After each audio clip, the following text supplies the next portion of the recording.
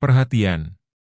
Konten ini mengandung konsep esensi ilahiyah yang membutuhkan aspek pemahaman mendalam, yang kemungkinan hanya dapat diakses dengan keterbukaan hati dan pikiran, untuk mencapai tingkat pencerahan dan kesadaran yang lebih tinggi.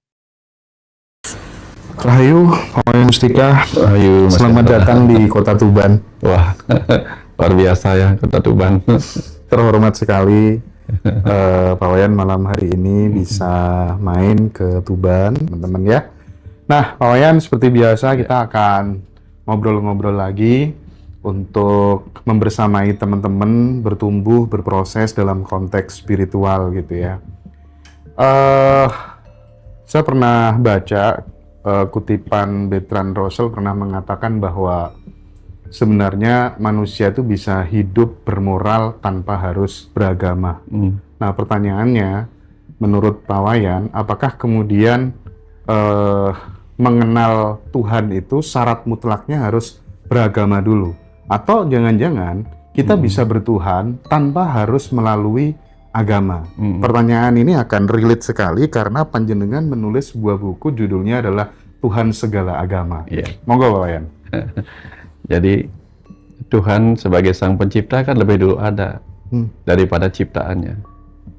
Bahkan dengan demikian berarti Tuhan lebih dulu ada sebelum agama ada, karena ciptaanlah yang menciptakan agama. Ciptaan yang menciptakan agama. Oke. Berarti agama bikinan manusia dong? Iya. Oke. Agama itu kan agam-agaman, boleh disebut agam-agaman atau pegangan hidup lah. Kalau di ajaran di Bali itu, agama itu terdiri dari 3 kerangka. Ada ajaran filsafatnya, ada susila atau etika, ada upacara. Jadi dengan demikian, mau agama apapun pasti ada filsafatnya, pengetahuan di dalamnya. Kemudian ada aturan-aturan susila, etika, kemudian ada kegiatan-kegiatan untuk mendekat kepada apa yang dituhankan oleh masing-masing agama itu.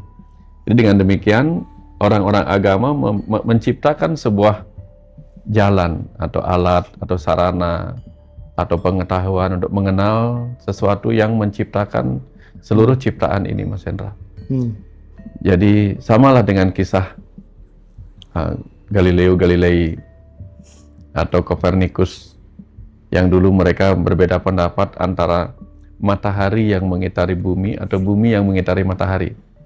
Tetapi terlepas dari itu, realitanya tetap aja nggak berubah. Mau orang awalnya menyebut bumilah pusat dari alam semesta, atau yang kemudian belakangan menyebut geosentris, jadi matahari itu dikelilingi oleh planet-planet termasuk bumi, tapi realita nggak berubah. Sama juga dengan Tuhan. Sang Pencipta itu ada sebelum ciptaan ada. Lalu ciptaan kemudian dalam perenungan-perenungannya mengerti bahwa segala sesuatu yang mengagumkan ini pasti ada Sang Penciptanya. Lalu mereka memberi namanya Tuhan. Nah, setelah mereka memberi nama itu Tuhan, mereka kemudian menciptakan jalan, aturan, dan sebagainya yang kemudian dikenal sebagai agama. Jadi, kalau orang tidak beragama bagaimana? Gitu. Jadi orang dulu bertuhan bagaimana? Kan nggak beragama. Sama dengan di Bali, Mas Hendra. Agama Hindu kan datang belakangan dari India. Sebelum agama Hindu datang itu kan mereka sudah percaya sesuatu. Percaya bahwa ada sesuatu yang menciptakan kehidupan ini, atau sang hidup yang berdiam di dalam makhluk-makhluk hidup. Ada energi-energi tertentu, spirit-spirit tertentu. Nah, jadi sebelum agama Hindu datang, mereka sudah paham ada sesuatu. Misalnya nih, kalau dibilang agama Hindu yang membawa ajaran-ajaran ke Bali misalnya, atau ke Jawa, itu kalender-kalender astronomi versi kejawen dan Hindu itu termasuk Wariga, termasuk Primbon. Itu kan mereka mengamati. Ya, mengamati, dan kemudian pengamatan-pengamatan itu dibaca dan dicatat sebagai Primbon, sebagai Wariga, hari-hari baik gitu. Nah, jadi artinya dalam dunia yang paradoks ini selalu ada 2 pilihan. Mau bertuhan boleh, nggak bertuhan boleh. Makanya di negara kita, di konstitusi kita, agama itu ditempatkan sebagai hak, bukan kewajiban. Prinsipnya karena hak, boleh dipakai, boleh enggak, Iya. gitu kan? Iya. Kemudian boleh beragama, boleh tidak, harusnya. Tapi tentu mereka memiliki kepercayaan-kepercayaan tertentu. Nah, kenapa saya katakan ini? Saya tidak mengatakan tentang Indonesia. Tapi di dunia ini ada orang yang tidak beragama tapi baik. Betul. Ada orang beragama tapi perilakunya buruk. Ada orang bertuhan tetapi tidak manusiawi. Ada orang tidak bertuhan tetapi manusiawi. Nah, yang ideal itu kan yang ideal, Mas Hendra. Yang bertuhan dan beragama harusnya jauh lebih baik daripada yang tidak beragama dan tidak bertuhan. Kalau orang yang tidak beragama dan tidak bertuhan saja bisa baik, apalagi orang yang mengenal Tuhan di mana-mana dan menggunakan agama sebagai jalan menyadari kehadiran Tuhan di mana-mana, itu kan idealnya harusnya jauh lebih baik. Nah, jadi dari sini kita paham bahwa bukan apa yang kita percayai, tetapi apakah dari kepercayaan itu kita menjadi lebih baik. Oke. Jangan sampai kita punya agama atau kita punya buku yang kita yakini, tapi bukunya nggak pernah dibaca. Atau sering dibaca bukunya, tapi nggak pernah dipraktekin. Itu lebih parah lagi. Yang jadi persoalan kan ketika kemudian seseorang itu beragama, beragamanya itu dia memeluk agama itu karena, sorry to say, dia takut sama yang namanya neraka. Bukan based on pure love pada Tuhan gitu kan. Nah pertanyaannya, bisa nggak dari ketakutan itu, akar ketakutan itu membawa seseorang sampai pada sebuah kesadaran spiritual yang sejati, Pak? Seharusnya ketakutan itu juga sebuah hal yang penting, Mas. Sama dengan ketika kita dulu waktu kecil kan kita takut sama guru, takut sama aturan, sehingga kita menjadi murid yang disiplin waktu masih SD. SD, TK, kita menjadi murid yang disiplin karena tidak berani melawan perintah guru, tidak berani melawan aturan. Jadi ketakutan-ketakutan itu mestinya bermanfaat harusnya. Contoh nih, kita takut pada neraka. Jadi apa yang harus kita lakukan agar tidak mengalami neraka misalnya? Tentu berbuat baik. Ya, itu kan ketakutan yang membuat kita jadi lebih baik. Tetapi yang menariknya itu begini, nerakanya takut, tetapi berbuat buruknya berani. Ini yang terjadi sering. Pingin surganya, tetapi nggak mau berbuat baiknya gitu. Nah, artinya sebenarnya konsep surga neraka itu diciptakan sebagai konsep punish and reward aja sih sebenarnya. Oke. Penderitaan dan kebahagiaan itu juga sebuah punish and reward supaya kita bertanggung jawab atas pilihan kita sendiri. Jangan sampai berani makan cabai, nggak berani pedasnya. Kalau nggak berani pedasnya, jangan makan cabai. Kalau nggak berani dengan siksaan neraka yang digambarkan menakutkan itu, jadilah pribadi yang baik. Harusnya sederhana itu, Mas. Iya. Tapi kemudian yang tadi itu rumit. Ya. Takut pada neraka, tapi berani berbuat buruk. Ingin mencapai surga, tapi takut berbuat kebajikan. Ini yang terjadi. Paradoks yang malah kontradiktif kayak gitu, Mas Hendra.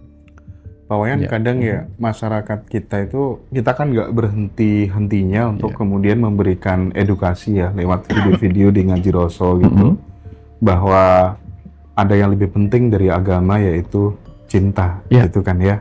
Nah, yang jadi persoalan ketika kemudian seseorang itu terkadang sudah nggak nyaman nih memeluk agama tertentu.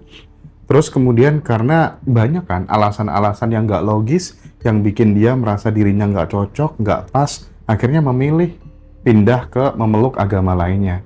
Dituduhlah, kafir lah, murtad lah, dan lain sebagainya. Nah, mereka yang punya alasan logis dan realistis itu, sampai kemudian berani membuat statement bahwa murtad adalah puncak pencapaian spiritual tertinggi. Nah, panjenengan sebagai orang tua, bagaimana melihat hal-hal debatable seperti ini dalam bersosialisasi beraneka ragam agama yang ada di Indonesia kayak gini, gimana? Memandangnya secara dewasa gimana, Pak?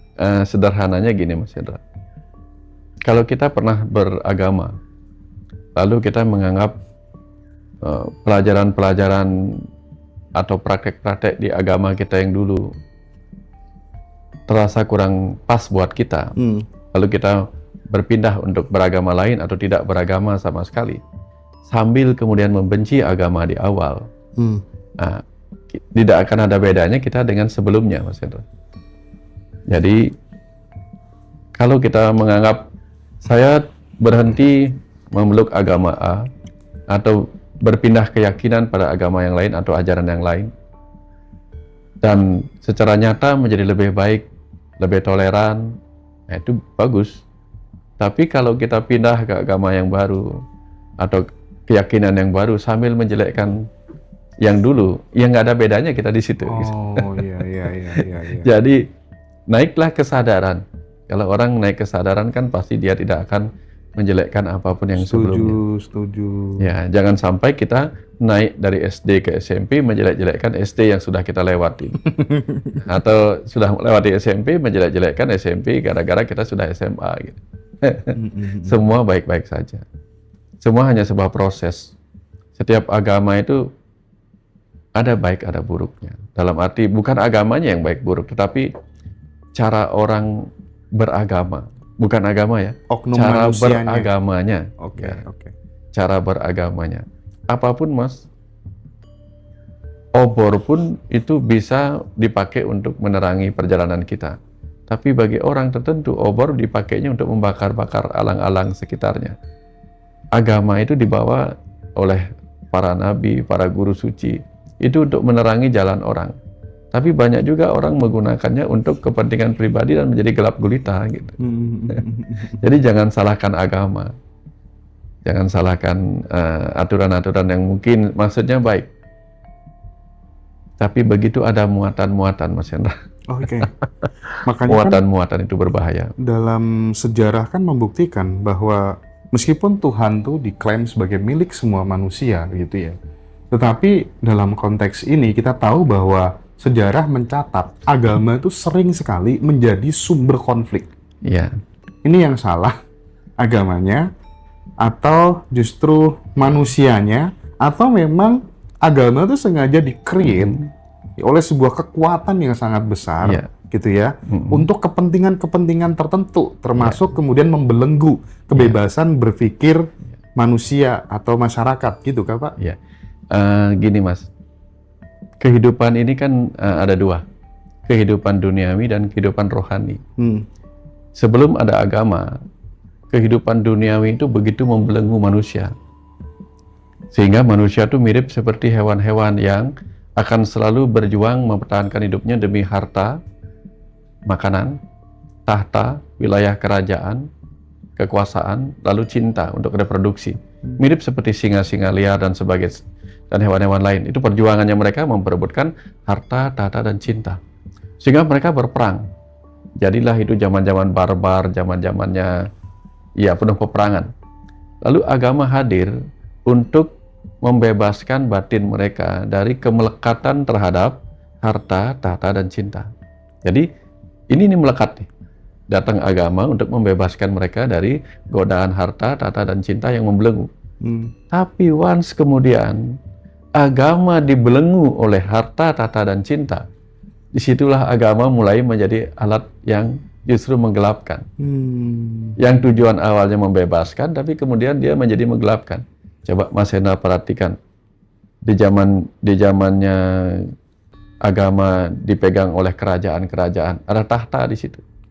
Di zamannya agama dipakai untuk mengeruk harta, di zamannya agama dipakai untuk merangkul fanatisme cinta, bukan cinta kasih, tapi cinta fanatisme. Oke, paham. Nah di situ langsung kegelapan muncul, Mas Hendra. Berbahayanya di situ, Mas Hendra. Jadi bukan agamanya, tapi ketika yang menggunakan agama itu sama dengan ilmu pengetahuan, Mas Hendra. Sampai munculnya hadiah Nobel sebagai simbol hadiah bagi pencipta perdamaian. Kan kita tahu bagaimana Alfred Nobel itu menciptakan dinamit. Tujuannya untuk mempermudah kehidupan manusia. Tapi kemudian dijadikan bahan untuk penghancur. Nah, jadi bukan ilmunya yang salah, salah guna. Ya. Jadi ilmu itu sama dengan guna. Digunakan dengan benar apa salah guna. Agama juga mengandung ilmu. ilmu spiritual di dalamnya, ilmu susila di dalamnya, tapi begitu disalahgunakan menjadi berbahaya. Salah satu yang paling sederhana tuh Mas, menjadi baik itu adalah ajaran agama, benar nggak Mas? Tapi kalau membuat orang selalu terlalu baik sama semua orang, itu menjadi altruism. Menjadi positif itu ajaran agama. Tapi menjadi super positif sampai toxic positivity itu juga bermasalah. Iya, iya. Nah, jadi setiap ajaran itu sangat-sangat rapuh dalam konteks salah sedikit itu bisa mingkrik. Iya, iya. Bisa tergelincir. Oke. Pak Wayan tadi sempat menyinggung tentang harta, tahta, cinta tadi ya. Ya. Saya ingin masuk ini agak-agak privat gitu ya. Maksudnya tuh kita tahu bahwa agama seringkali tokoh-tokoh agama ini oknum gitu ya, memanfaatkan komunitas, jamaah, pengikut dan lain sebagainya, dimanipulasi pikirannya, dieksploitasi tubuhnya, ya kan? Nah, kalau dalam pandangan Pak Wayan sendiri gitu, selama belajar spiritual di Bali di mana-mana gitu, bagaimana sih orang-orang suci itu memandang seks gitu? Kita tahu kalau misalnya di dalam serat-serat Jawa kuno gitu diajari bahwa seks itu adalah untuk reproduksi. Manusia zaman sekarang seks itu untuk rekreasi, gitu kan? Nah, ini saya pengen mengkomparasi Pak, paradigma berpikirnya orang-orang yang suci, orang-orang yang tercerahkan, dengan kita yang di zaman modern seperti ini gitu, itu gimana Pak Wayan? Mungkin bisa dielaborasi. Yang paling sering dikaitkan dengan seks itu adalah tantra. Karena di dalamnya ada yang dikenal sebagai maituna. Apa tuh Pak? Ada panca makara puja. Oke. Jadi ma yang pertama matsya, kemudian mamsa, makan daging. Matsya itu makan ikan sepuas-puasnya. Ini saya bilang yang cerita yang kiri ya Mas ya. Nggih. Matsya makan ikan sepuas-puasnya, mamsa makan daging sepuas-puasnya, mada mabuk sepuas-puasnya, kemudian mudra tarian sepuas-puasnya, kemudian maituna hubungan seks sepuas-puasnya. Dianggap itu jalan pembebasan. Tapi kalau dimaknai lebih dalam, matsya itu artinya makan ikan. Jadi kita memakan, menyerap apa sih pelajaran-pelajaran dari ikan itu. Contoh, seperti yang sering saya ceritakan, ikan yang lahir dan besar di laut sampai mati, dia nggak pernah asin. Kalau ingin supaya dia terasa asin, tambahin garam. Padahal dia hidup di air garam. Artinya, itulah orang-orang suci Mas Hendra. Dimanapun dia berdiam, dia tidak menyerap hal-hal buruk di luar dirinya. Itu orang suci. Tidak terpengaruh oleh lingkungan, itu artinya. Tidak terkontaminasi. Tidak terkontaminasi oleh lingkungan. Itulah ciri-ciri orang suci. Jadi ajaran Pancamakara Puja Tantra itu adalah ajaran pembebasan. Apalagi Pak? Nah, mamsa. Mamsa itu makan daging sepuas-puasnya. Jadi orang dulu pikirnya makan daging sepuas-puasnya. Daging yang dimaksud itu adalah lidah. Makan daging kalau kita makan kan kita untuk mulut. Jadi lidah itulah yang kita kunyah. Dalam arti kita menahan lidah kita supaya nggak bersuara sembarangan. Jadi itu artinya menahan diri untuk tidak bicara yang buruk. Kemudian juga bermakna sebagai apa? Daging tubuh kita kalau kita makan kan kita menjadi kurus. Nah itu maknanya kita berpuasa, Mas. Mengendalikan diri dengan mengendalikan apa yang kita makan, berpuasalah. Entah sampai kurus kering gitu. Walaupun nggak segitu maksudnya. Kemudian mada itu mabuk. Jadi orang dulu kemudian berpikir yang kiri nih Mas. Minum alkohol sebanyak-banyaknya sampai mabuk, sampai teler. Padahal yang dimaksud itu mada atau madya itu berada di tengah-tengah antara kondisi sadar dan tidak sadar. Itu adalah kondisi meditatif Mas Hendra. Jadi mada mabuk yang dimaksud adalah daily life meditation. Dalam keadaan apapun kita selalu dalam kondisi meditatif dan waspada, eling dan waspada. Kemudian mudra, ada tarian sampai ekstasi sisi kiri. Tapi yang saya pahami tarian yang dimaksud adalah bagaimana setiap kita menjalankan peran kehidupan kita ini adalah tarian jiwa kita, bagaikan wayang-wayang yang menari, memainkan peran suka dukanya. Jadi tarian jiwa. Kemudian maituna atau seks sepuas-puasnya itu, tentu kalau kita bicara tentang seks, kita berkonotasi bahwa ini hubungan laki-laki dan perempuan. Tetapi yang dimaksud bukan laki-laki dan perempuan seperti itu, Mas Hendra. Laki-laki dalam diri kita, sifat maskulin itu adalah sang ruh, jiwa kita. Sifat feminim adalah tubuh kita. Sehingga Pak manunggaling kawula Gusti. Bagaimana jiwa dan tubuh kita menunggal. Itulah yang disebut maituna. Nah, tapi kalau kita memang sukanya dunia-dunia dorongan-dorongan reproduksi hewani seperti itu, yang 4F itu, yang 2F itu, food and fuck gitu, ya. Dan urusannya begitu. Food energi, fuck juga energi gitu. Energi penciptaan. Ya, karena memang kalau kita lagi merasakan sensasi itu kan energinya berbeda, Mas Hendra. Ya. Tapi kita banyak ketemu yang menyalahgunakan makna seperti itu, Mas Hendra. Nah, jadi kalau saya lebih memilih membawa maituna itu sebagai momen penyatuan tubuh dan jiwa. Sehingga setiap malam itu saya akan bicara pada tubuh saya. Terima kasih tubuhku hari ini sudah membantuku menjalankan visi dan misiku. Maafkan kalau ada yang salah. Nanti saya bicara sebagai tubuh kepada jiwa. Wahai jiwaku, maafkan hari ini kalau ada aku tidak maksimal melangkah dalam kehidupan ini untuk memenuhi tugas dan kehidupanmu hadir dalam tubuh ini. Gitu. Jadi ini percakapan antara tubuh dan jiwa, Mas Hendra. Rutin tiap malam. Tiap malam sebelum tidur. Gitu. Supaya saya saling memaafkan. Ini yang saya sebut sebagai switch kesadaran. Ada kesadaran tubuh saya bicara sama pikiran saya. Ada kesadaran pikiran saya bicara sama tubuh saya. Contoh misalnya begini. Wahai tubuhku, maafkan hari ini aku telah memasukkan pikiran-pikiran yang buruk. Informasi-informasi yang buruk. Tolong jangan kamu serap kalau itu tidak baik. Kan kadang-kadang kita memasukkan pikiran-pikiran negatif, iri hati, dengki, kemarahan, kebencian. Itu kan berefek buruk pada tubuh kita.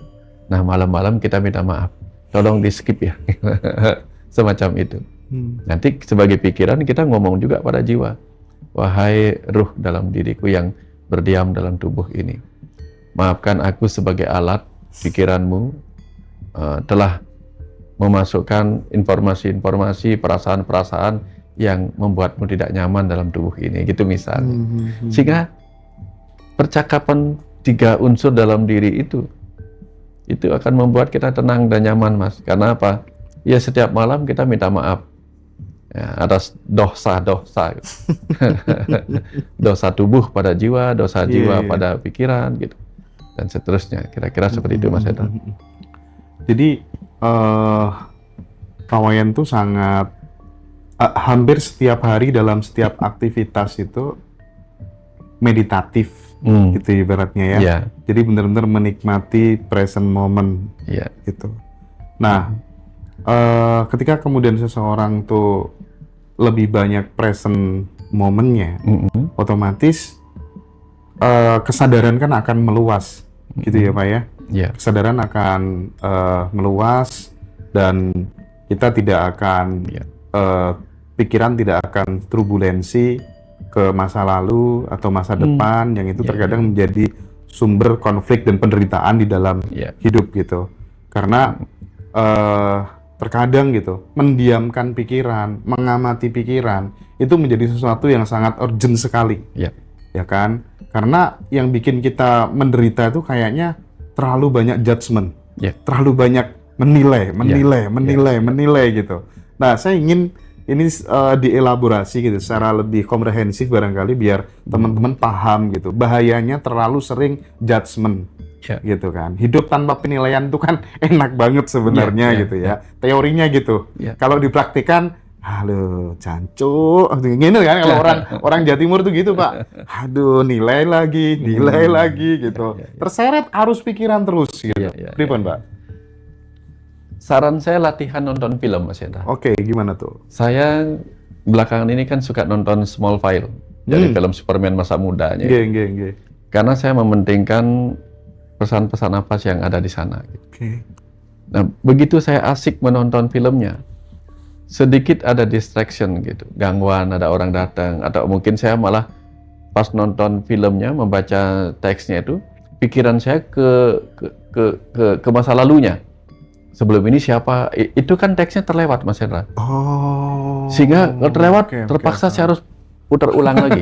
Nah itulah sebabnya supaya saya mendapatkan utuh filmnya, saya nggak boleh lepas dari present itu, Mas Hendra.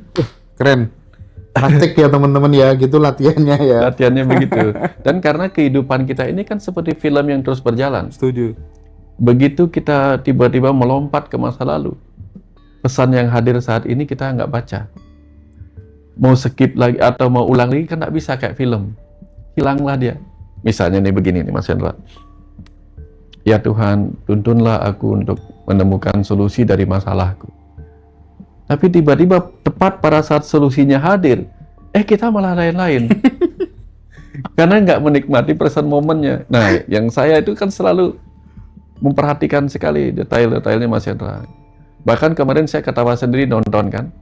Saking saya tahu pola film barat itu. Dia kan siapa namanya, si petugas medis ini. Dia dicurigai sebagai seorang keturunan pembunuh juga.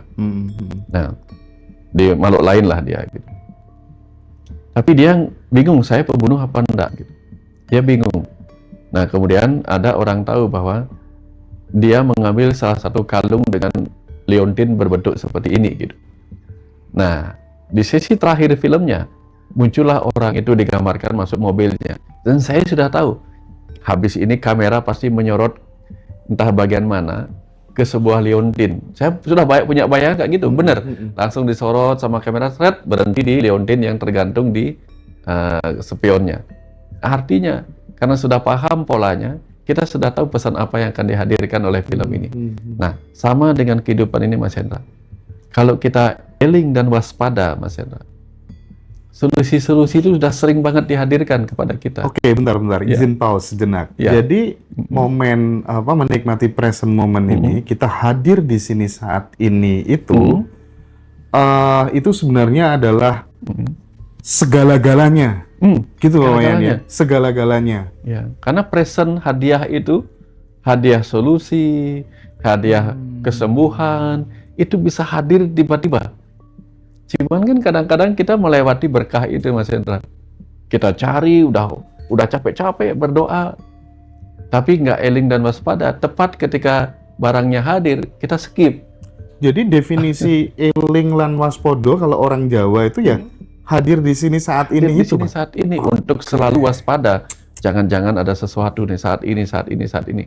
Kalau kita lengah sedikit Mas Hendra, hilang. Saya boleh sampaikan sekarang aja Mas Hendra ya. Tapi besok saya perdalam lagi. Monggo. Sebelum datang ke Tuban, sebelum datang ke Surabaya Mas Hendra, saya laporan. Besok mau ngisi acara apa? Tentang kesadaran. Oke. Kamu minta apa? Minta bekal sedikit. Dah, sampai ini aja. Ini bahasa Bali ya. Tapi saya terjemahkan nanti. Itu munculnya bahasa Bali, Pak. Munculnya bahasa Bali. Nanti sampaikan di sana. Inget. Dengsap ken engsap. Ingatlah untuk ingat. Dengsap ken engsap. Jangan lupa akan lupamu. Gitu. Wah. Oke, besok saya terangin. Besok ya. Teman-teman, jadi yang ingin di breakdown secara lebih utuh, silakan datang besok tanggal berapa? 4 ya? Tanggal 4 di Hotel Grand Swiss Bell Darmo. Iya, pokoknya itulah ya. Di Surabaya, besok tanggal 4 hari Sabtu, jam 1 siang sampai jam 10 malam. Teman-teman bisa ikut offline ataupun online. Yang mau daftarnya dari situ sudah disematkan sama Mas Habib, nomornya Mbak Dara. Dan tidak hanya Pak Wayan Mustika yang datang, narasumbernya ada Pak Wayan Mustika, ada Bu Marlo, ada Pak Ahmad Kojim, dan satu lagi Mbak Amanda, dan nanti ada perform spesial dari Denny Darko ya. Jadi teman-teman akan ketemu 5 narasumber di Surabaya ya. Kita lanjut ya, tentang present moment ini penting sekali untuk saya kampanyekan karena ini adalah pengalaman pribadi saya. Saya pernah mengalami sebuah penderitaan yang teramat sangat gitu ya. Tapi ternyata selesai dengan satu present moment, dua menaikkan vibrasi, dan ketiga memperbanyak syukur. Jadi saya sekarang mau dihadapkan dengan masalah serius apapun gitu, dengan 3 hal ini kayaknya bisa melewati itu dengan mudah dan menyenangkan gitu ya Pak Wayan ya. Nah Pak Wayan dari dulu ketika saya wawancara tidak pernah Pak Wayan itu ngajarin meditasi secara statis gitu, karena ya itu Pak Wayan melihat apa terus tiba-tiba mendapatkan sesuatu, aliran. Tapi Pak Wayan bisa seperti itu, pasti ini ada kaitannya kalau orang Jawa itu ada ginaris atau pepesten. Jadi memang sudah ada misi jiwa, hidupnya memang seperti itu gitu Pak. Saya kenapa bisa bilang seperti itu?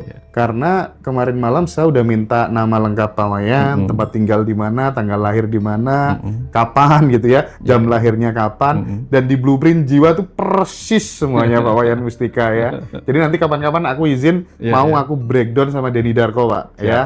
Karena Denny Darko mau menantang blueprint jiwanya Ngaji Roso gitu kan.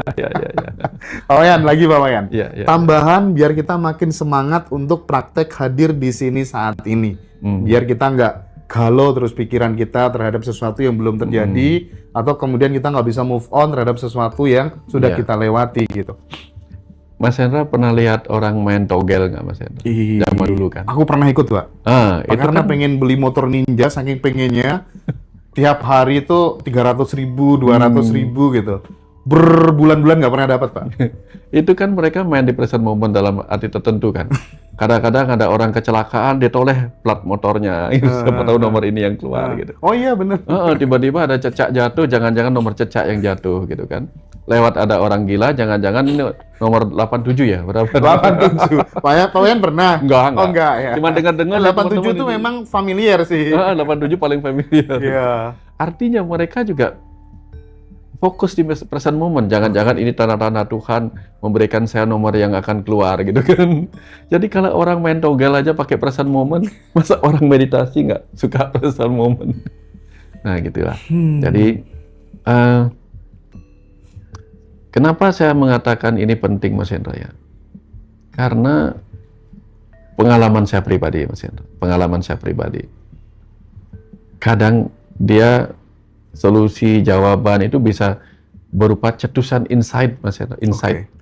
Insight sesuatu yang dari dalam. Kalau saya nggak tenang gitu, itu akan terskip.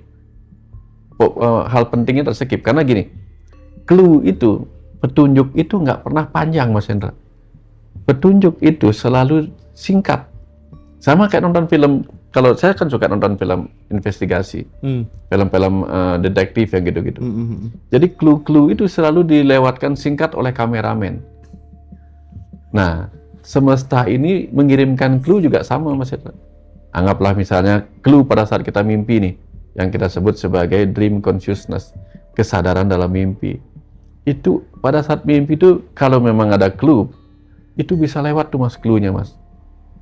Nanti kita ciri-cirinya terbangun. Saya kalau terbangun malam-malam habis mimpi pasti mencatat clue apa ini gitu. Karena bisa ada pentingnya begitu. Nah, dalam kehidupan nyata ini juga sering ada clue-clue Mas Hendra. Nah, kalau saya nggak paham clue-nya itu percuma.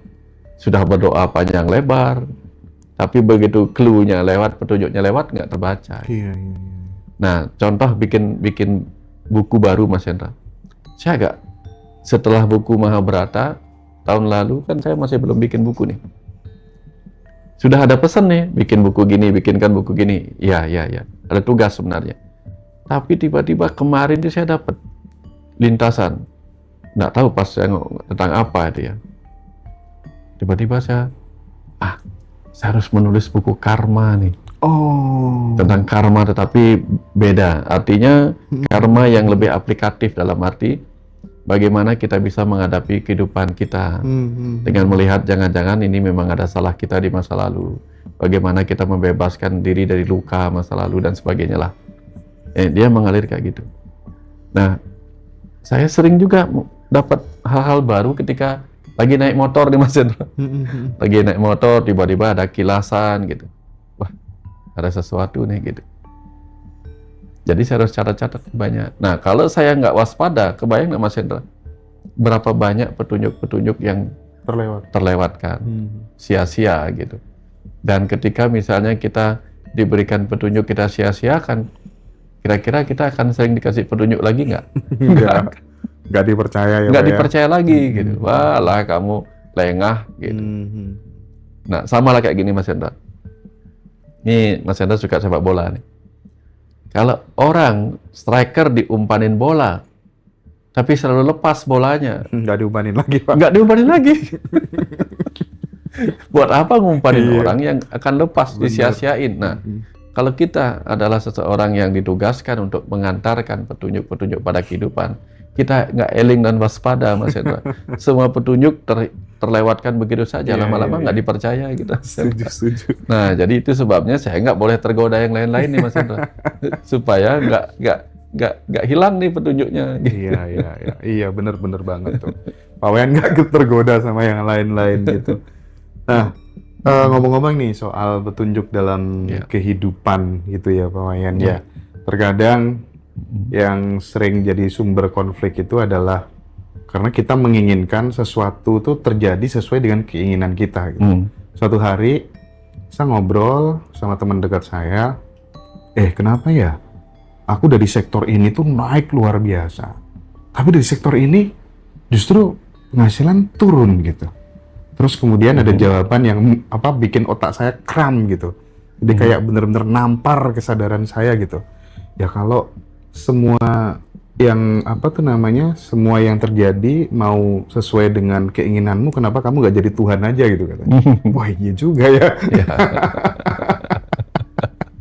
Nah, gimana tuh Pak? Kadang kita pengen gitu ya, sesuatu terjadi itu sesuai dengan keinginan kita, tapi kenyataannya nggak bisa kayak gitu Pak. Udahlah, mau sekuat apapun pikiran, perasaanmu, mindsetmu, sugestimu, afirmasimu, tetap kehidupan akan datang memberikan kejutan-kejutan yang nggak kita duga-duga gitu. Gimana tuh Pak? Sri Krishna dalam kisah Mahabharata pernah bertutur kepada Arjuna di tengah medan Kurukshetra. Kerjakanlah apa yang menjadi tugasmu, walaupun kamu tidak sebaik di tempat yang lainnya.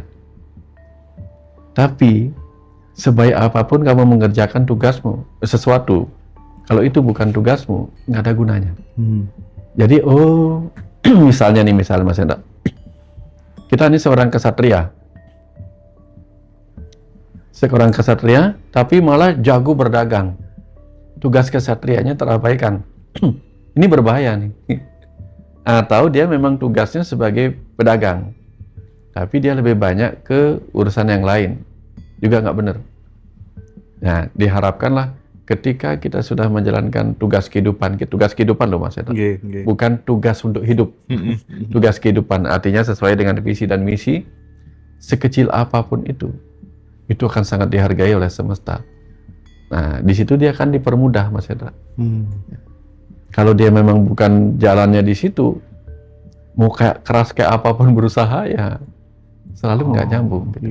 Selalunya begitu Mas Hendra. Yang saya amati pola-polanya gitu. Makanya ada orang yang memang bakatnya di situ, ngelihat batu aja, dia lihat, dia pahat jadi bagus. Aku pingin deh kayak gitu. Nah itu sebabnya ini menjadi sebuah ajaran untuk jangan gelisah untuk menjadi orang lain. Iya. Oke Pak. Gelisahlah ketika kita belum menjadi diri kita sendiri. Iya. Oke Pak. Silakan teman-teman nanti kalau ada yang mau tanya-tanya ya, langsung ke Pak Wayan, monggo gitu. Gimana mau tahu apa tugas hidup kita itu gampang. Beli blueprint jiwanya Ngaji Roso. Detail nanti teman-teman akan paham semuanya gitu. Bahkan inner child-nya teman-teman, kontrak jiwa sebelum lahir semuanya lengkap. Yang premium berapa halaman, Bib?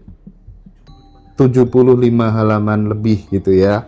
Nggak usah bingung-bingung kalau hanya untuk tahu itu teman-teman. Nah, sekarang gini Pak, andai kata nih suatu saat agama Islam, agama Hindu, agama-agama yang sekarang diresmikan di Indonesia ini udah kedaluarsa. Berarti manusia tetap bisa menemukan Tuhan tanpa agama-agama itu? Kan banyak agama-agama yang hilang. Nah, Banyak Tuhan-Tuhan yang hilang. Kan Atlantis, Dewa Petir, Thor, banyak yang hilang. di-upgrade ya? Ya di-upgrade aja gitu. Jadi nggak akan ada yang kiamat gitu, dalam arti hanya sesuatu yang berubah aja gitu. Sama seperti dulu jalan yang bagus itu jalan tanah zaman dulu. Setelah itu jalan yang beraspal, setelah itu yang hot mix, setelah itu yang tol, gitu. Berubah terus, cuman dia tetap menjadi jalan gitu. Oke Pak, aku membacakan beberapa pertanyaan dari teman-teman yang masuk ya Pak ya. Silakan teman-teman yang live TikTok ya. Kalau pengen ketemu langsung sama Pak Wayan Mustika besok di Surabaya tanggal 4. Ada juga satu teman yang mau konsultasi sama Pak Wayan, nanti hubungi CS biar diatur waktunya ya. Kalau teman-teman yang ikut acara Mi'raj Kesadaran, offline online, sekarang nggak tahu sudah 100-an paling ya, offline dan online ya. Kalau yang offline-nya udah 80-an, online-nya nggak tahu berapa gitu. Jadi teman-teman masih bisa daftar baik yang offline maupun yang online malam ini ya. Pak, ada pertanyaan masuk gini. Ya. Konfusius pernah berkata, orang mulia menuntut pada dirinya sendiri. Orang biasa menuntut pada orang lain. Nah, mengapa manusia jauh lebih mudah menyalahkan dunia daripada bercermin pada dirinya sendiri? Semua dimulai dari pengajaran orang tua, Mas Hendra. Dari kecil kita kan disuruh nyalahin orang lain dengan melalui apa yang dilihat si anak kecil itu. Anak kecil kakinya terantuk meja, yang disalahin mejanya, disuruh pukulin mejanya. Gitu. Tapi ini juga bukan sesuatu yang salah juga, Mas Hendra. Karena gini, Mas Hendra. Orang yang belum siap nyalahin dirinya sendiri itu berbahaya, Mas. Jadi secara alami kita akan diajak untuk pertama nyalahin orang di luar diri kita. Itu ciri-ciri kita belum belajar. Nyalahin orang lain, nyalahin sesuatu di luar diri kita. Yang kedua baru nyalahin diri sendiri. Kalau udah mulai belajar, sudah lulus, nggak akan ada yang disalahkan, semua sudah terlihat benar gitu. Nah, tapi kalau misalnya di awal-awal kita sudah nyalahin diri sendiri, ini berbahaya sekali. Saya banyak ketemu orang yang terus nyalahin diri sendiri, akhirnya dia apa? Merasa bersalah pada kehidupan ini, akhirnya dia milih pergi. Aku nggak berguna. Ini salah, itu salah, semua yang kulakukan salah. Akhirnya dia merasa nggak berguna.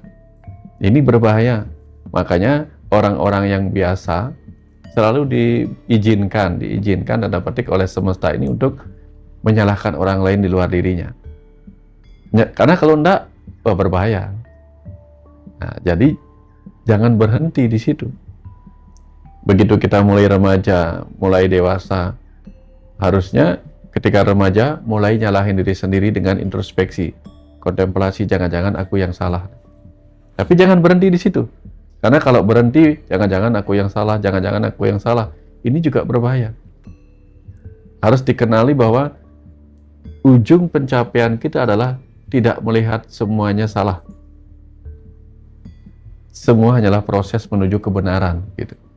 Nah, jangan terjebak menyalahkan orang lain terus-menerus, jangan terjebak menyalahkan diri sendiri terus-menerus. Lanjutkan sampai kita tidak melihat apapun salah.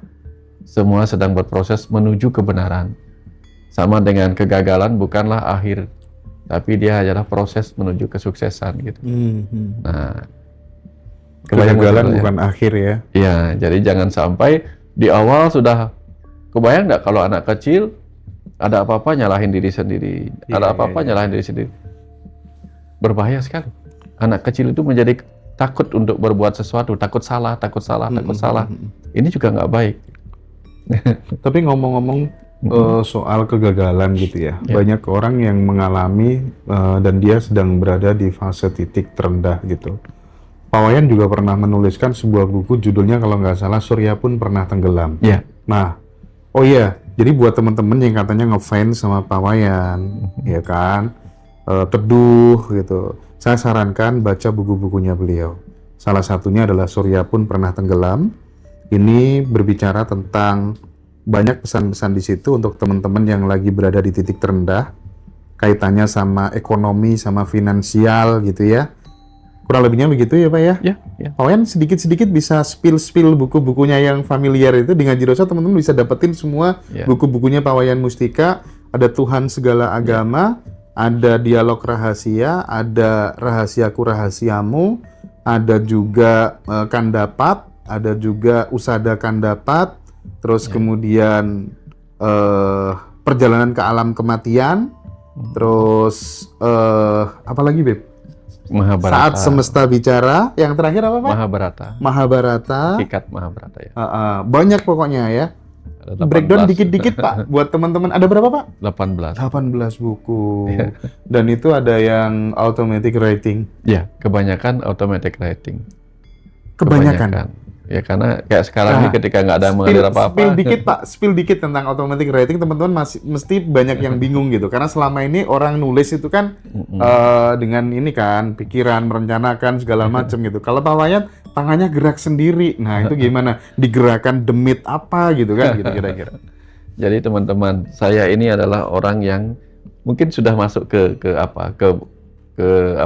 pemetaan tadi ya Pak Mas Hendra? Yang primbon saya pada tadi. Oh, Wariga. Ya, Blueprint Jiwa. Blueprint Jiwa. Mungkin ada lengkap. Besok aku bacakan teman-teman. Kaget pasti teman-teman semuanya. Kok bisa gitu bermodal tanggal lahir sama jam lahir bisa membaca utuh gitu. Nanti Pak Wayan juga akan aku kirim nanti coba. Nah, jadi saya ini adalah anak yang dari kecil haus pada pengetahuan. Setuju.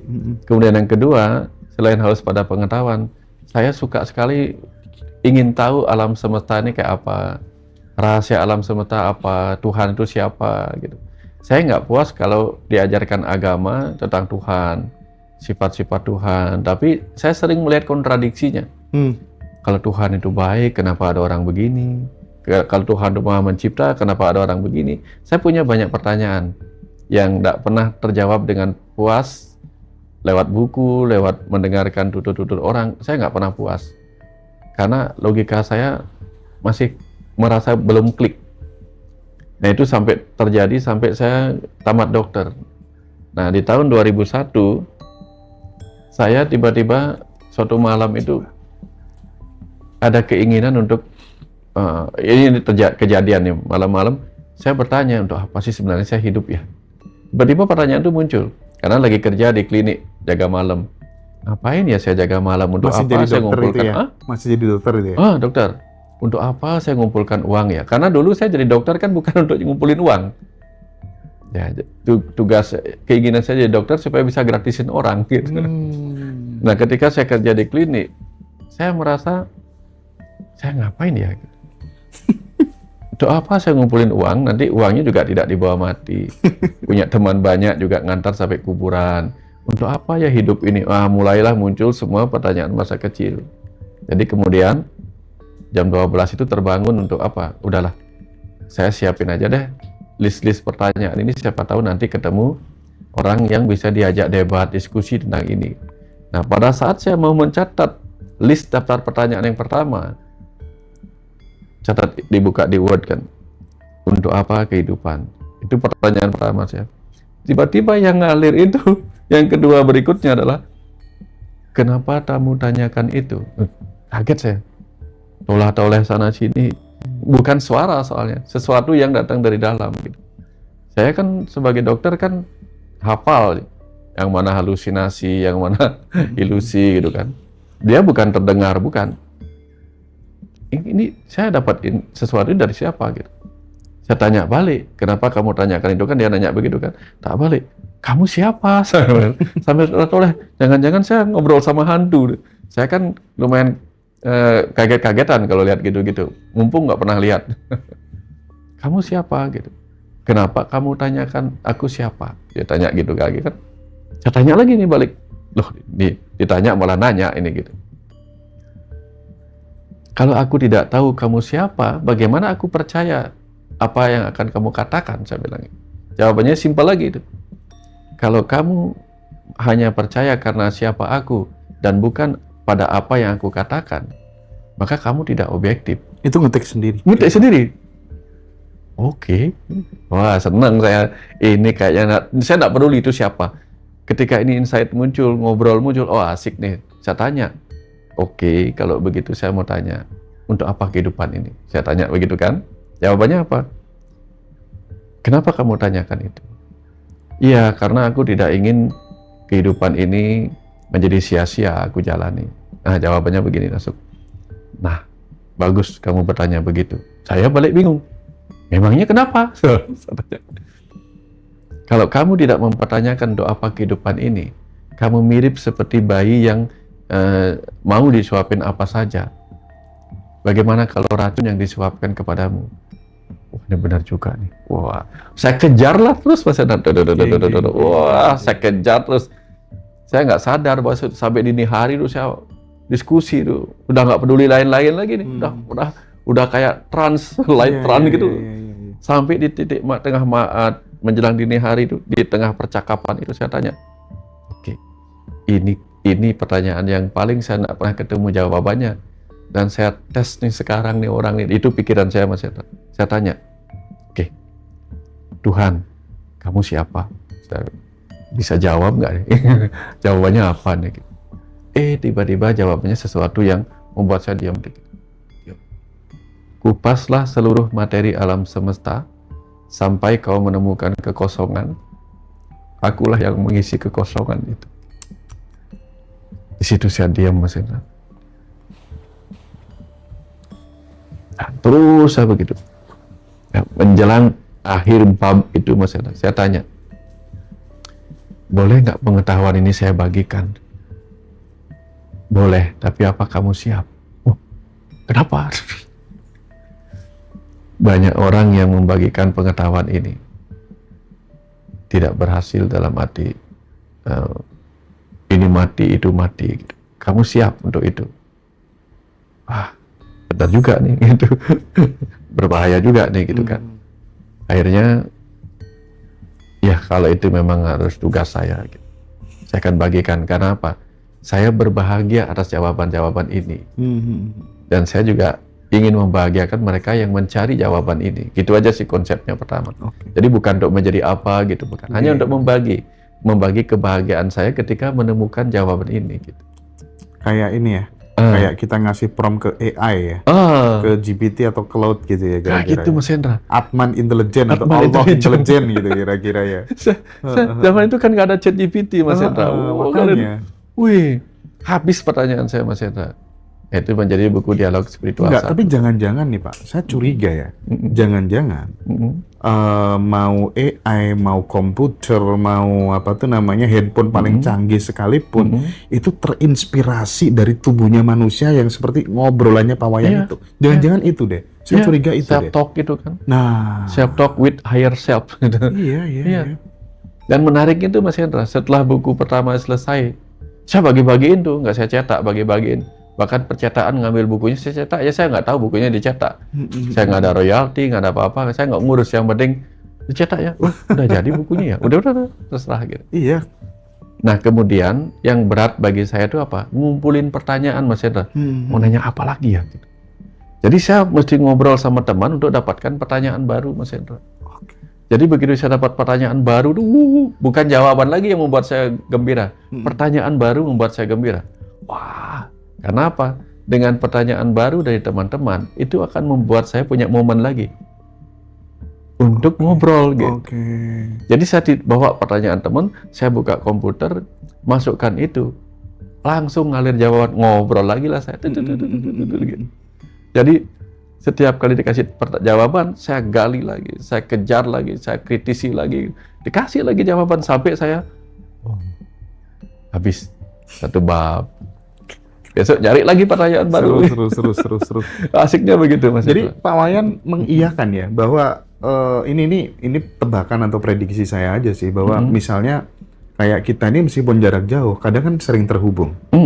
ada yang namanya kita mengirim pesan dari jarak jauh tuh saya sering mencoba membuktikan dan banyak berhasil dan kadang juga gagal gitu ya, tapi lebih banyak berhasilnya. Bahkan di momen sekarang ini saya merasakan hal yang agak aneh.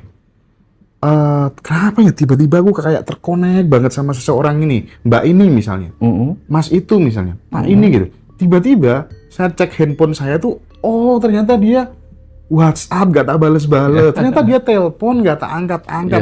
Tapi kan saya merasakan sesuatu keanehan. Kok bisa kayak gini ya? Saya kenapa ya kayak gitu kan? Dan itu bolak-balik Pak, kejadian terus aja sekarang. Kan memang saya nggak pernah pakai suara di handphone saya gitu, selalu saya hening gitu kan.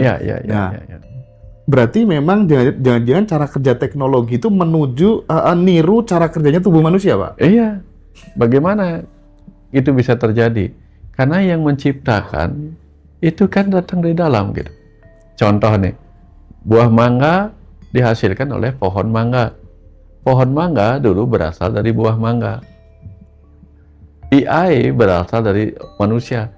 Karena manusia dulu diciptakan oleh AI yang lain gitu. Jadi dia hanya berulang-ulang aja Mas. Ya, dunia kan baru bisa mewujudkan supaya dipakai banyak orang. Tapi dulu terbatas Mas Hendra. Semua hal sih terbatas. Dulu yang bisa beli HP juga terbatas, ya enggak?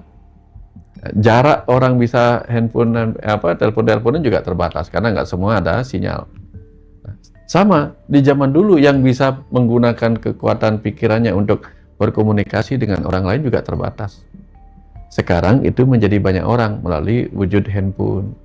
Tapi handphone pun nggak seketika itu. Semua orang punya. Sekarang udah banyak orang, setiap orang punya handphone. Nah, dan setelah setiap orang punya handphone, tidak setiap ruang dan waktu kita bisa connect karena ada sinyal yang enggak. Suatu ketika nanti setiap ruang ada sinyal. Kemungkinan begitu. Ini hanya sebuah proses, Mas Hendra. Nanti kita akan mungkin suatu ketika kita nggak tahu.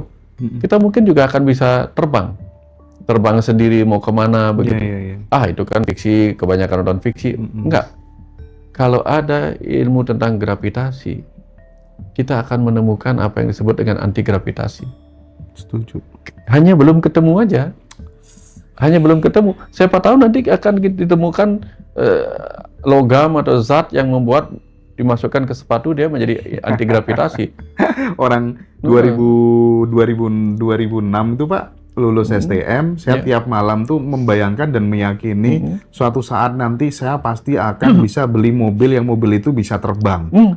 Kan gila Pak, zaman segitu masa ada mobil bisa terbang gitu ya. Ada, kan? Dan sekarang terbukti gitu di Dubai, di mana-mana, di Cina gitu kan. Iya, makanya kita nggak jangan underestimate apa yang dipikirkan manusia itu akan bisa mewujud. Terus Pak Wayan dari sekian buku itu mulai dari dialog rahasia sampai Mahabharata dan mungkin nanti juga akan ada karma gitu ya, termasuk materi yang akan disampaikan besok tanggal 4 di Surabaya itu idealnya itu membaca bukunya Pak Wayan segitu banyaknya itu mulai dari yang mana dulu? Kalau urutan dialog rahasia dulu. Karena dialog rahasia itu adalah kompilasi dialog spiritual 1 dan 2. Itu pengalaman saya pertama. Yang kedua, dunia tanpa suara. Itu menemukan Tuhan dalam diri dengan mengenal tubuh kita. Siapa mengenal dirinya, dia mengenal Tuhannya. Itu buku Dunia Tanpa Suara. Buku Saat Semesta Bicara, itu bicara tentang pesan-pesan semesta. Pesan-pesan ayah ibu semesta kepada kita. Dalam konteks hubungan cinta kita dengan Tuhan sebagai ibu pertiwi, ayah angkasa, begitu. Yang keempat, kemudian ada pesan langit dan bumi. Kalau orang di Jawa kan dia diajarkan mengaji alam. Nah, saya ketika mendapatkan pengetahuan dari semesta itu, saya catat dan mewujud menjadi buku Pesan Langit dan Bumi 1 dan 2, lalu berguru pada langit dan bumi 1 dan 2. Berguru pada bumi, langit dan bumi. Ya. Lalu momen terbaik saya adalah ketika saya mendapatkan pengetahuan tentang Tuhan segala agama. Dilanjutkan dengan rahasiamu-rahasiaku. Baru kemudian ajaran sedulur papat yang juga kan dapat itu. Yang saya nggak paham ilmunya, tapi karena dipaksa suruh nulis begitu, saya tuliskan, tapi hasilnya nggak bagus. Ketika saya nuliskan dengan pikiran. hasilnya nggak bagus. Iya. Ini kayak tesis, akhirnya ini bukan saya, bukan saya. Akhirnya saya diam, berdoa begini, minta tolong untuk diizinkan mengalirkan. Seketika itu Mas Hendra, dari kata lisah itu, tiba-tiba dia mengalir dalam tempo 1 bulan lebih itu. 1,5 bulan kayaknya, karena 2 bulan lagi akan di launching sama Pak Kadek Swambara. Iya. 1,5 bulan bukunya jadi. Mind blowing banget sih memang. Yang ini. pengobatan dengan sedulur papat itu Mas akan Hendra, dapat. itu 9 hari saya dikunci di depan laptop. 9 hari Mas Hendra. Wah, kayak gini nih. Karena capek saya bangun, nyapu. Pas nyapu, ngalir lagi, berhenti nyapu, duduk lagi. Iya. 9 hari dikunci kayak gitu. Pernah nggak Pak? Ada orang yang nggak suka sama Pak Wayan, kalau Pak Wayan, Wayan Mustika itu bisa nulis buku kayak gitu tuh karena belajarnya pada iblis, pada demit. Ada nggak Pak statement kayak gitu? Ada ya. Oh ada Pak ya? Ada, dibilang saya dibimbing sama The Demit. Gimana Pak responnya waktu pertama kali dengar, aku dibilang dibimbing sama The Demit tuh gimana? Saya ketawa. Gitu. Ketawa. Kenapa gitu? Karena setiap cara kita menilai orang lain dipengaruhi oleh apa yang kita yakini. Gitu. Nah, kalau kita yakin pada The Demit, ya kita melihat orang lain didampingi The Demit. Gitu. Iya. Kalau saya melihat orang itu tergantung dari ilmu saya. Misalnya, saya suka ilmu astronomi, ilmu fisika, maka yang saya jadikan acuan itu pasti yang profesor-profesor ahli fisika, astronomi, seperti Profesor Brian Cox misalnya, begitu-gitu. Karena otak saya kan agak ilmiah. Enggak. Saya enggak, ini pasti enggak. Harusnya kalau dibimbing The Demit itu cukup minta sama The Demitnya, Nomor togel. pengen BMW X7 gitu. Iya, gitu Mas. Nah, Pak Wayan di sesi akhir ini, karena bagaimanapun juga Pak Wayan nanti harus istirahat ya teman-teman ya. Karena besok harus ke Surabaya, ketemu Kang Abu, ketemu Pak Kojim gitu ya. Silakan teman-teman yang mau bukunya hubungi nomor yang udah tertera, termasuk yang mau pesan blueprint jiwa, yang mau daftar Mi'raj Kesadaran tanggal 4, silakan ya. Bisa offline, bisa online. Kalau blueprint jiwa yang premium tuh 75 halaman, kalau yang basic 30 halaman teman-teman ya. Nanti dikirim PDF. Nah, aku pengen sedikit nge-spill blueprint jiwanya Pak Wayan, tapi karena ini 75 halaman, aku hanya akan bacakan 2 halaman aja ya teman-teman ya. Nanti yang penasaran silakan tanya Mbak Dara aja, kira-kira layer-layernya apa saja, apakah sesuai dengan yang teman-teman butuhkan atau enggak. Wayan, ada jiwa-jiwa yang lahir untuk mengikuti, dan ada jiwa-jiwa sepertimu yang lahir untuk memimpin, membuka jalan, dan menerangi. Kamu lahir sebagai Wayan, anak yang pertama. Jenengan anak pertama, Pak? Di Bali itu yang kelima juga disebut pertama, karena dia balik lagi. Oke. Putaran gitu pertama maksudnya. dari putaran kedua. Iya. yang membuka jalan bagi yang datang setelahmu, yang sejak awal diandalkan dan diharapkan menjadi yang kuat, dan angka jiwamu pun 1, sang pemimpin. Yang pertama itu bukan kebetulan. Kamu lahir di Kute, di Pulau Bali, tanah tempat matahari terbenam dengan megah di atas lautan, tanah Dharma, tempat manusia, sesama dan alam dijaga dalam keseimbangan sakral. Dan kamu lahir di malam hari, saat bintang-bintang muncul cahaya-cahaya kecil yang menuntun di kegelapan. Seakan semesta menuliskan, sejak nafas pertamamu, anak ini akan jadi pelopor dan pemimpin yang berjalan di depan, membuka jalan, dan menerangi jalan bagi banyak orang. Sebuah permata yang bercahaya yang lahir dari Pulau Dharma. Selama 55 tahun, kurasakan kamu sudah banyak memimpin, merintis, menanggung, dan diandalkan. Menjadi yang pertama, yang kuat, yang membuka jalan, yang tidak boleh goyah. Menjadi tempat orang bersandar dan menaruh harap. Kenapa bisa bener semua gini ya Pak ya? Itu anugerah dan kekuatan. Tidak semua orang punya keberanian, kemandirian, dan cahaya sebesar ini. Tapi mungkin kamu juga mengenal sisi beratnya. Beban selalu menjadi yang di depan, kesepian sang pemimpin, kesulitan untuk bersandar atau menunjukkan lelah, tuntutan pada diri untuk selalu kuat dan tidak boleh salah. perfeksionis Virgo. Dan malam-malam ketika kepekaan tinggimu terasa seperti terlalu banyak atau membuatmu merasa berbeda dan sendiri. Blueprint ini hadir di gerbang yang tepat dan indah, ambang usia 55-56mu, gerbang kebijaksanaan dan sesepuh. Bukan untuk memberimu lebih banyak yang harus kau pimpin atau kau tanggung, tapi untuk membantumu memetik buah dari semua yang telah kau rintis, mewariskan terang dan kebijaksanaanmu, dan akhirnya kamu sang pemimpin yang selalu di depan, mengizinkan dirimu juga bersandar, ditemani, dirawat, dan dimuliakan untuk menyatukan kepemimpinanmu dan cahaya visimu dan kearifan membumimu menjadi satu jiwa yang utuh, bercahaya, dan damai. Nah, ini baru mulai masuk bab 1, sekarang identitas jiwa panjang teman-teman ya, sampai tipe kepribadian spiritual, terus kemudian angka getaran jiwa, frekuensi suara. Ini ada 8 bab ya, sampai kemudian teman-teman dulu hidup sebagai apa, detail, inner child-nya apa, nanti biar Pak Wayan baca sendiri. Tapi kan relate-nya Pak Wayan ini bagaimana merespon blueprint jiwa tadi Pak Wayan? Itu baru pembukaan, belum masuk ke bab 1 Pak Wayan. Warige dasarnya kayak gitu Pak Wayan.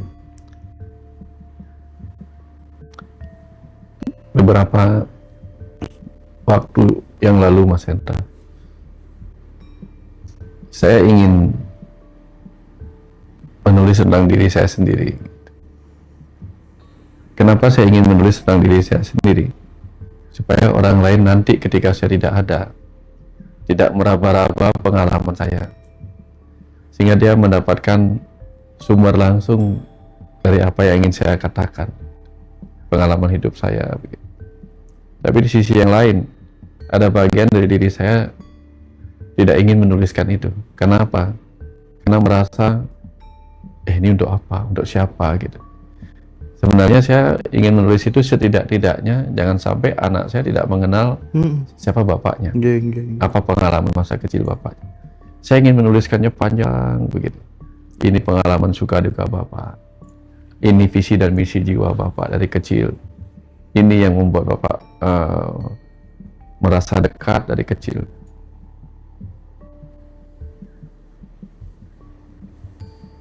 Dan kemarin itu tiba-tiba dari apa yang saya inginkan nulis sendiri itu, tapi bergolak. Tiba-tiba Mas Hendra minta itu. Nama, tadi saya sempat baca. Setelah ada orang lain yang menuliskan. Oh, Pak Wayan tadi udah sempat baca? Baca. Dikirim sama Mas Habib? Oh, udah baca. Kirain belum. Langsung saya diam tadi.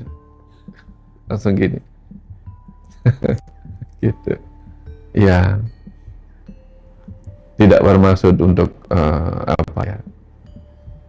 Dulu mungkin saya akan kaget. Oh, masa sih?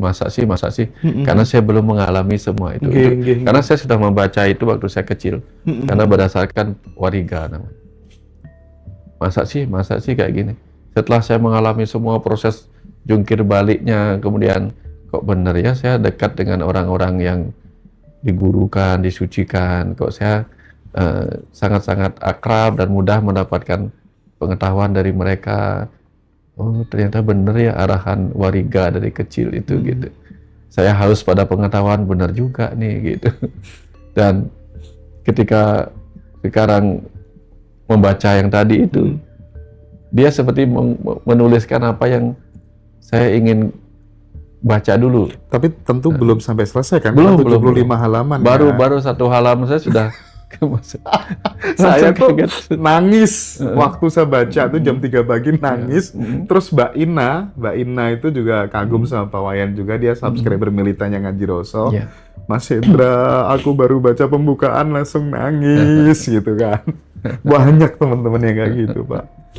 Ya, tadi saya merasa agak gimana gitu. Iya. Karena dulu juga sempat bertanya, kenapa saya diberi nama ini oleh Bapak? Nah, jelasin tuh. Dan ketika Bapak mau pulang gitu, Bapak mau berpulang gitu, dia selalu manggil nama saya. Mustika, Mustika. Gitu. Mm-mm. Padahal dia mau pulang. Oh. Mau ini. Saya tengok, kenapa Pak? Enggak. Begitu saya keluar lagi, Mustika, Mustika gitu. Tengok lagi. Kenapa Pak? Enggak. Besok paginya berangkat. Gitu. Jadi, nah,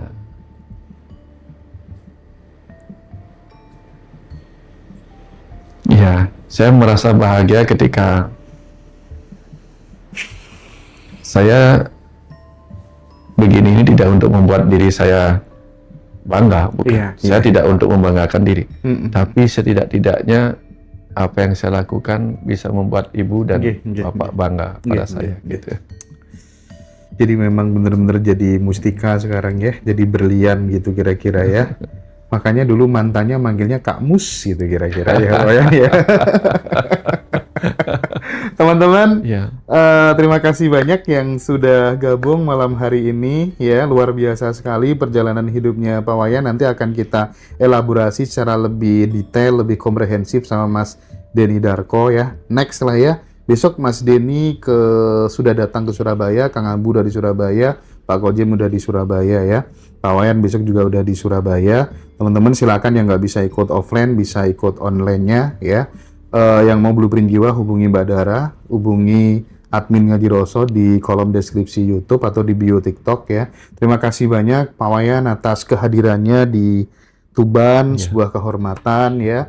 Sehat selalu, terus menjadi orang tua, menjadi peneduh bagi kita semuanya. Terima kasih banyak Pak Wayan, sukses. sama-sama Mas Hendra, Rahayu. sukses.